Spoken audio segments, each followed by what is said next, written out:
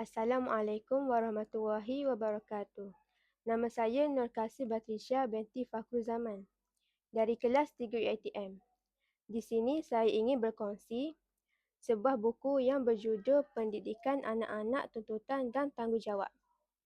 Alasan saya memilih buku ini ialah untuk membawa para pembaca menghayati pelbagai persoalan dengan sedikit kupasan yang berunsur agama yang dirasakan amat bermanfaat untuk dijadikan panduan hidupan seharian.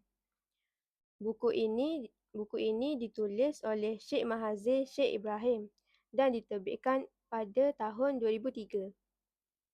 Selain itu, buku ini juga mengajarkan kita untuk membentuk peribadi setiap makhluk yang bernama manusia.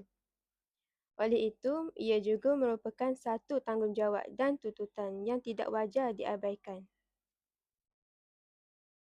terutamanya dalam proses membentuk insan kamil sebagaimana yang dikehendaki oleh Allah dan Rasul-Nya.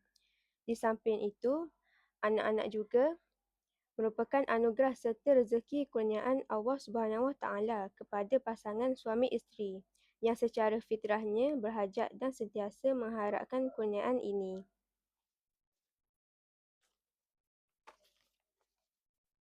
Buku ini sesuai untuk dibaca oleh dijadikan paduan oleh ibu dan bapa dalam mendidik anak-anak mendisiplinkan anak-anak di era sempadan hari ini. Contohnya, saya selitkan satu cerita berkenaan ibrah daripada peristiwa Isra' dan Mi'raj. Yang kita semua tahu, peristiwa agung ini selalu kita dengar di media sosial dan skrin TV.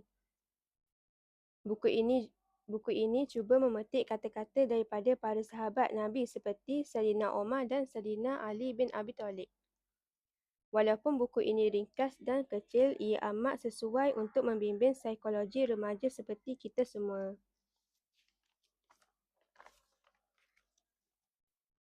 Pengajaran yang boleh diambil di dalam buku ini ialah kita mestilah bersyukur dengan rezeki yang telah Allah SWT tetapkan kepada kita. Setidaknya perkara ini memain peranan dan tanggungjawab kita sendiri.